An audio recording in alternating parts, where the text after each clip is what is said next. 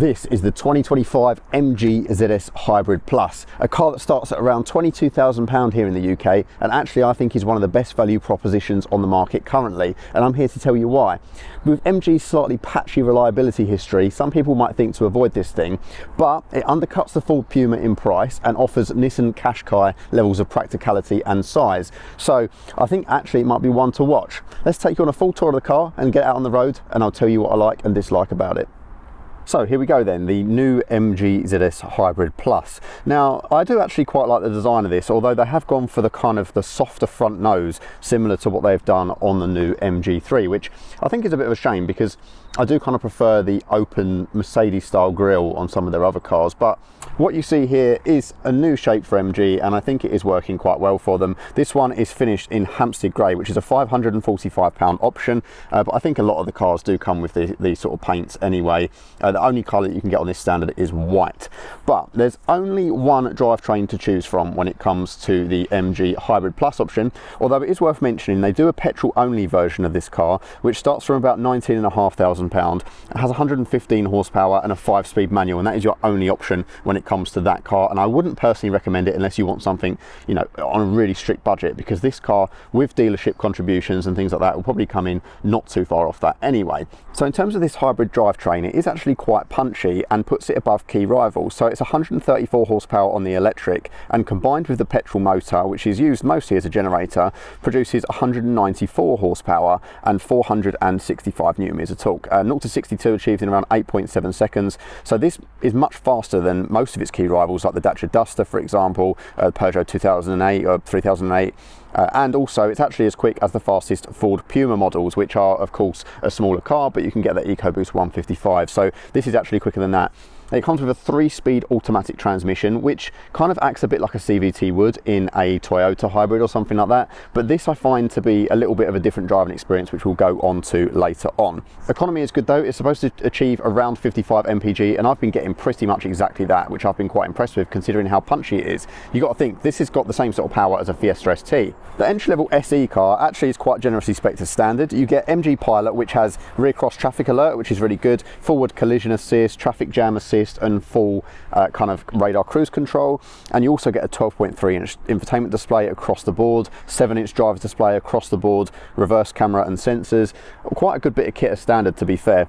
And if you step up to this model that I have here, it's the Trophy, starts from £24,500. You get heated leather seats and steering wheel, also a 360-degree cam with top-down view, rear tints and some upgraded alloys. Although those aren't essential upgrades, they are ones that I would recommend, and MG suggests that up to 80% of people will go for this top-end Trophy model, and I can see why. When you consider dealer contributions and the fact that most of these will be discounted slightly in the dealerships, you're probably looking at spending around 22 grand anyway on one of these brand new, which I think, considering the size of the car, actually is a really good proposition, because you think the amount of space you have in here is just a little bit longer than the Nissan Qashqai. And yes, it's kind of understated, it kind of doesn't look too interesting, but it's an inoffensive design that I think a lot of people will quite like. At the back end here, you do have some kind of exhaust fakery, which I'm not a massive fan on. You can kind of see the grills in there. The actual exhaust is just under there, you can see.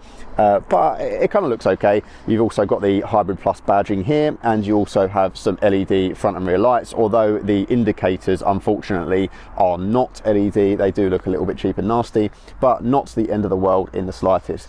Now, if we go around the car, you can see there's some kind of nice body lines down the side, which I think just add to it a little bit. You've got kind of these rear haunches, which don't really impede visibility at all.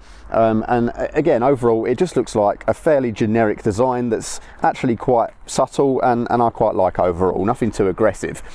Now, these alloys are the upgraded ones from the Trophy model, and again, they do look quite good. They kind of remind me of what Volkswagen are doing with their current alloys. As you probably well know, MG in the UK is just kind of a brand for SAC motors, which you can see kind of their branding all around the car, so you can see it in the lighting. At the front here, you can see that you've got the camera just in the center there, and kind of some ventilation on the sides here and that kind of thing, and some contrasting paneling at the bottom in the sort of splitter area. And I think it looks all right. I don't love it, I don't hate it, I just think it looks fine, which is absolutely acceptable in this kind of segment of cars. I think if anything, this kind of front design now, whilst they used to mimic the Mercedes, these kind of look a little bit more like the current Lexus range with this kind of like front lip here. So then let's head inside and I'll show you the interior of this car, which actually is a pretty nice place to be. You've got a button for keyless entry here, and as you step inside you can notice that there's not much going on the door panel. There is some slight disappointment in the build quality in this area, so you can probably hear and see it's a little bit kind of creaky and naff here, but it's not terrible, and it's not got any offensive gloss black plastic, which is always a blessing. You do have some kind of padded material on the door there as well, and also in this kind of elbow rest area, so it could be a lot worse, and you know, I don't think it's that bad at all, but it's just something to note. As you step inside, you've also got the electric adjustable seats in this one. Unfortunately, there is no adjustment for lumbar support, which is a bit of a shame, and I do think these headrests sit slightly too far forward, but realistically they're actually quite nice seats. In this kind of leather on the trophy model, they seem nice, and they are quite plush. You see all that level of kind of pad in there, which is quite rare really. Most cars have a really firm seat at the moment, and I think this is actually quite welcome that it's a little bit more plush there. You've got these contrasting mats which have these nice little twist lock things to keep them in place, which is nice. I don't really like the red piping, but you know, I don't really care, it's not the end of the world. And as you step inside, it is actually quite a nice layout for the cabin, and you can see you've got these kind of like Cupra Lamborghini style vents, nice big infotainment screen in the middle, kind of slanted towards the driver somewhat, and overall I think the design looks pretty good. You've got contrast stitching along the dash here, and this is actually slightly padded material, and even up the top, like, this isn't scratchy plastic, this is like a sort of pleather material all across the top of the dash, which in this price of car I think is pretty impressive, to be fair. So let's hop on in and I'll show you a little bit more about it. Again, I apologise for how dirty everything is, but I wanted to be a bit realistic about the infotainment system in here. So you can see the fingerprints on the screen. It is quite a glossy display, and there's not much you can do about that, to be honest with you, but once it's on you don't really notice too much. I'm going to actually fire up the car completely to show you all of the functions. So it is foot on the brake and then start stop here. Nice and simple, and the car will come on. You've got this 7-inch display in the center here, and actually this is quite good. As you can see from my reflection there, it is a little bit too glossy in my opinion, but it is bright enough that you can see it in daylight, and actually it's got really vivid and saturated colors, which I like. And it's actually just this center area that is a display. These graphics on the outside are just kind of permanently there, and it looks like a big screen, but it's not. So the illusion is really good, I think, actually. And there's a few things that you can do to cycle through this. On the steering wheel here you have some physical controls and a star button on each side to map to shortcuts, and we'll get onto that in a little bit. But I can control this center screen here from the steering wheel. So what I can do is if I press this button, I then take control of this screen instead of controlling the infotainment, and I can cycle through a few of the different options. So you can see like tire pressures and things like that, and you can also go across, but it will annoyingly default all the time back to this screen, which is kind of a Tesla style screen where you'll see like cars popping up around you as the radar detects them. It's quite cool, and it's useful when you've got the kind of traffic jam assist on and stuff. It shows you some information, and you can see down here whether you're in EV mode or hybrid mode, and your drive mode select at the bottom there as well. Overall it's a good system, but like I said, you have to constantly tell it to go back to that other screen with the economy, which I find a bit frustrating. I wish it would just stay there all the time. I don't know why it does that. But yeah, overall steering wheel is nice as well. If I zoom out here, you can see it's kind of like a flat top, flat bottom, nice materials. Even the center area is quite nice, and you've got these kind of toggle switches. Like I say, you can customize these, so you can program, for example, the star button to make this control the climate controls and that kind of thing, so that's quite interesting. And you've also got a button here to activate the MG Pilot. It is a bit smudgy because it's glossy, but I can forgive it because it looks okay, and I like the kind of accents they've put on here. Overall quite a nice design in my opinion. Over here nothing much going on, just your mirror controls and your door locks and so on. And then in the center you've got a large infotainment screen, which actually is really good. So in terms of the fluidity of the OS, you can see it's much improved from some of their previous systems. It works really nicely, and never have any issues or crashes or anything like that. The climate controls annoyingly are all in this screen, and so if you're in Apple CarPlay, which would be on this home screen here, so you click on there, your Apple CarPlay goes full screen, you then have to press home, and then you have to go across to climate and then adjust things in here, like your heated steering wheel, for example. There's no physical button for, which is a shame, but then once you've done so, you then have to press home again and then click click back into Apple CarPlay, which can be a little bit frustrating, but like I said, there are shortcut buttons on the steering wheel which you can kind of accommodate this and change it, so you know it can be worked around. And thankfully there is just one button here for climate control on and off. You've also got your front defrost, the rear defrost, hazards, your home button, and volume up and down on here as well. It would just be a bit nicer I think if you had like a toggle switch here for maybe temperature up and down, just as a quick shortcut, or maybe a physical button for your heated steering wheel. I think would just be a nice addition. But overall the OS in here is nice, the camera is good as well. You can see here that it's got a top-down view which works well, and you've also got side like left and right view, which you know is quite handy to have. And there's not really much going on in here apart from that. You don't get some of the cool gimmicks that you do in like Kia's, Hyundais and stuff like that, but it works quite well. It's quite fluid. I like the graphics. I think it's simple and effective, and you know I don't really have any problems with it. It's very inoffensive, especially when you're using CarPlay or Android Auto, and these buttons are all quite nice along here. Down here you've got your gear select, so it is literally like pull back, push forward, and it works really fluid, really well, and it's a nice big chunky thing. You've got a space here for a phone and USB-C and USB, but yeah, these two spaces aren't that great. These are kind of like rubberized mats that you can take out, but they're not very rubbery. Like if I put my phone in there, it will just slide around, so I don't really see the point, to be honest. I think this could be replaced with something a bit better. Down here is simple though. You've literally got your park, start, stop, your handbrake, and your drive select mode button, and that is it. Adjustable cup holder, so you can just adjust the width of it like that. And then you've got a center storage section in here, which isn't the biggest, but it gets the job done. Armrest is, you know, padded a little bit as well. And then you've got your glove box over here, which is kind of small, but you know, how much space do you really need in there? And there is kind of like a little shelf space here, which I suppose someone could like rest their phone on or something like that. Overall, I think the actual layout and the look of this in here is quite nice. I think it looks a lot more expensive than it actually is, and I have been in cars that are more expensive that definitely feel cheaper than this. There's a few creaks and groans here and there, but overall everything does feel pretty solid, and all the controls that you actually touch and press feel of a decent enough quality that I wouldn't have any complaints about them really. And like I said, the seats are quite plush as well, so it's quite a nice place to sit. One thing a passenger of mine did mention is that there's no light up here for your passenger mirror, and you can feel the, yeah, I mean that's not great, is it? Like look at the flex. Look at the flex in that, like that's, but again, it's not a touch point. Like you've got to cut corners somewhere when making a car of this price, so for me it's totally forgivable.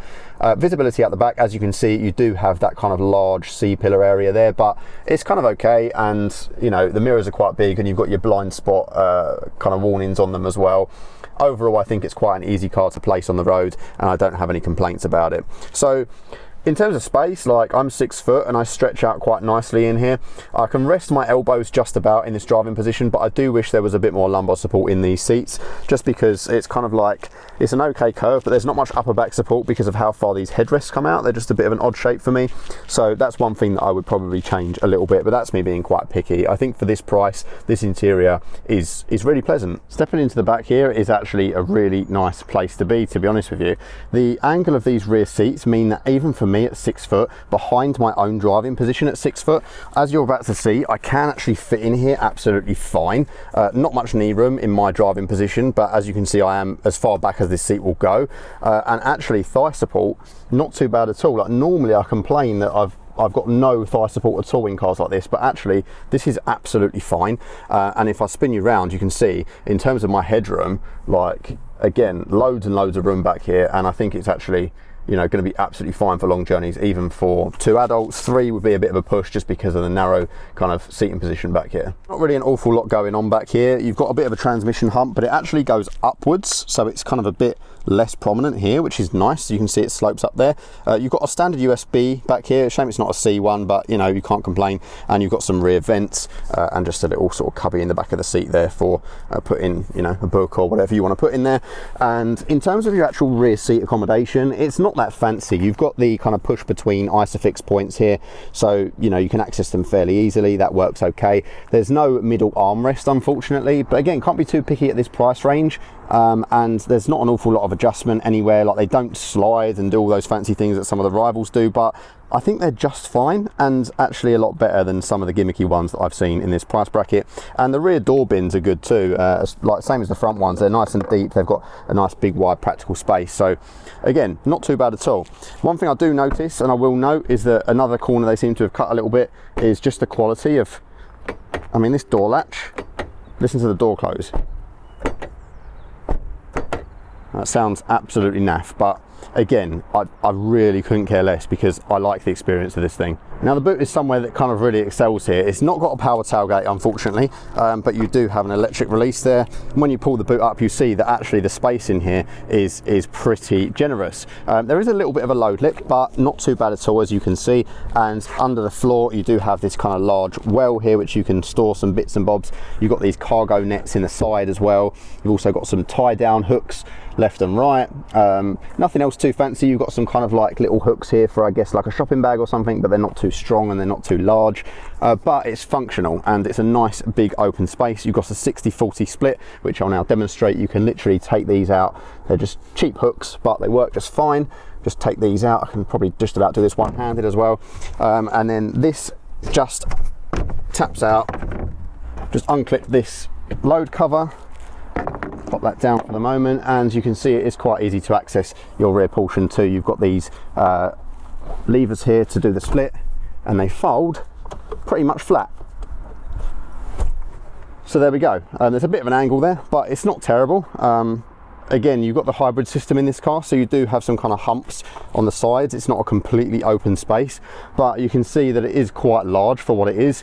If I head round just to give you another perspective, again, back here, it's pretty much as large as like a family Qashqai or something like that. And it's just nice and easy to use. And the seat belts are also kept completely out of the way when you put the seats back up, which make it super easy. I can do them both from the same side and they don't snag, which is a big plus. Overall, I don't think you could really ask for more practicality back here at this price point. It's a really nice space, and I think it's going to be super usable, especially for people who don't like all of the extra features and gimmicks of sliding seats around and making more space and retractable load covers and things. It's just really simple for someone to get to grips with. So then, there we have it, the MG ZS Hybrid Plus. Let's get this thing out on the road and give it a proper drive, and I'll tell you why. Actually, I think the drivetrain is really the biggest reason I would actually pick one of these up. Right, let's do a 0 to 60 pull. You can hear the engine does kick in and strain a little bit, but there we are. Pretty rapid off the line, to be fair, especially when you're pulling away from junctions. It's really nice. So let's talk about how this thing actually drives then. Well, I do feel like I have to raise my voice a little bit in here because there is quite a bit of road noise. Wind noise not so bad, but I can definitely get some noise from the tyres, and I can tell there's not a lot of sound insulation in here in terms of the cabin, like the doors and such, which is a bit of a shame. But again, they have to cut corners somewhere, I think. As for driving along though, normally, steering is fairly light. Can be a little bit vague on centre, but not to the point where I dislike it massively. And I think the real letdown here, unfortunately, is the steering wheel, because the steering wheel has tilt but no telescope function, so I can't pull it closer to me. So because I've got the seat in the furthest back position to kind of accommodate my lanky legs, I have to really reach out for the steering wheel. In terms of the drivetrain, the torque really is helped by that electric motor, right? So at the moment we're in sport, so it all kind of, you can hear it straining and hanging the gear a little bit more. And you can go eco and normal as well. Eco mode seems to really dampen the throttle response to the point where it's like almost unusable. And yeah, I don't know, it's just not particularly the best mode, I don't think. I don't think it saves you enough. I've been getting 55 plus MPG in normal mode anyway. So to me, it seems kind of redundant having to use the eco mode. Like, I just leave it in normal pretty much everywhere I go, and that's absolutely fine. And the sport mode really sharpens up the throttle response and kind of gives you a bit more of that electric shove. So the electric motor does do most of the legwork in here, and at the moment I'm now running in full EV mode, and obviously it's really nice and quiet and you still get a decent bit of electric shove. It's only when you put your foot all the way down that it goes into that kind of hybrid mode and the engine kicks in. And thanks to the 3-speed auto box, you don't really notice that all too much apart from the noise. The only thing with this box is it is a little bit sluggish to respond in certain situations, like pulling out of a junction or something. It does just take that split second to kick in. It's not going to bite your face off like an EV would. But at the same time, I do think it is a nice compromise versus something like a CVT that you'd find in like a Ford hybrid or a Toyota hybrid or something like that.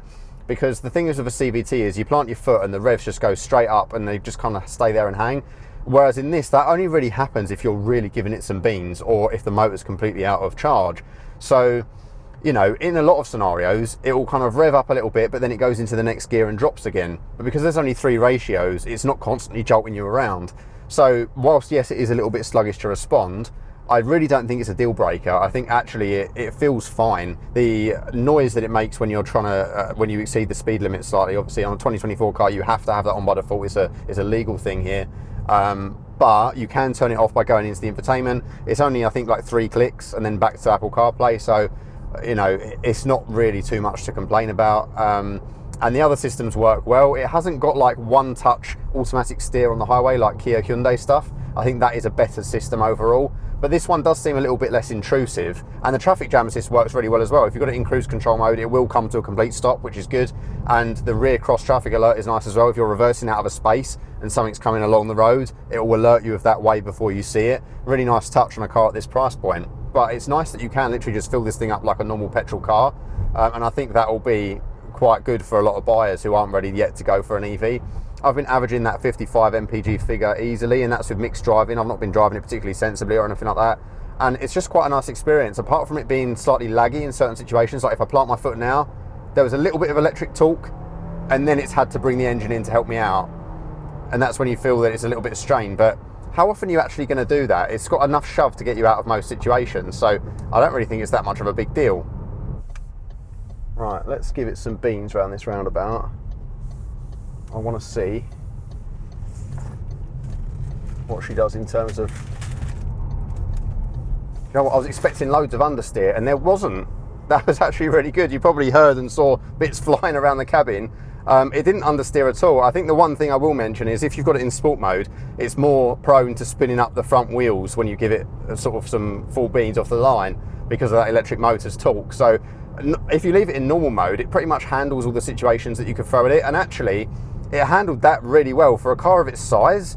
I'm really impressed, to be honest. I think really the biggest letdown in here is the road noise, to be honest, and the downside as well is that the 6-speaker system that comes in as standard in all of these cars isn't very good. There is a lot of EQ tweaking that you can do, which is nice that it gives you that control, but it just doesn't sound great. It's just not very powerful or very punchy, which is a shame because obviously I'd want to turn that up to drown out some of the road noise, but here we are. Right, we're going for a bit more of a spirited drive now down a country road, and yeah, there's a bit of delay to the steering input, but it's not dramatic, and I feel like there's enough torque in most situations. Braking feels pretty good as well. Like, it's not too firm under your foot, but it's also not spongy like you'd expect in a sort of a EV or something that's got lots of regen braking. Like, when I give it a real bootful, it takes a lot to get to a point where I feel like it's fading a little bit on me. Now, I've seen a lot of journalists hate on these for the handling and the fact that, you know, there's not much noise insulation in the cabin and so on. And whilst, yes, I do appreciate that, it's not actually as bad as people make out. Like, even that big pothole I just went through there, I didn't feel like I shattered my spine in any way. I'm confident coming out of these really tight turns, and I've got enough texture through the wheel to know roughly what's going on with the front end of the car.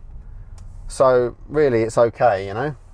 I think most people looking into these will just be worried about reliability, because MG surveyed absolute bottom in terms of reliability a few years ago, below even Range Rover, which are kind of notorious for having reliability issues. So it's obviously going to be a bit of a worry for new buyers, but I think things are on the up. I'm hoping that is the case anyway. And also something to bear in mind is that they do come with a 7-year, 80,000 mile warranty, which is also class leading. That's kind of better than a lot of its rivals. So yeah, there's a chance that you won't have any issues with it at all. I've not experienced any issues, even with the tech. And I have had cars before on loan for a week and experienced issues, even with like infotainment crashing and stuff like that. And this has been good as gold, and I've really thoroughly enjoyed my time with it, honestly. So yes, I do agree with what some of these other journalists are saying in terms of the corners that have been cut here, but I truly believe corners have been cut in the right places on this car to make it as affordable as it is. So I can't discredit it for that. So there we have it then, the MG ZS Hybrid Plus. I do think, considering you could probably pick one of these up new from a dealership for just over 20 grand, it's such a great value proposition. It's fairly nice to drive in terms of the power delivery. It's got loads of decent tech as standard. It does everything that it says on the tin. I just think because a Qashqai is so much more expensive and because a Dacia Duster is so much slower, I think this is what I'd have in this segment, to be honest, which is quite a surprise to me. But I'm happy that I can recommend it. I just think that it's important to get one with a good warranty, just because of those potential reliability issues. So thank you guys so much for watching. Thanks to MG for sending out the car. Don't forget to like, comment, subscribe. It goes such a long way, and I'll see you guys in the next one. Bye bye.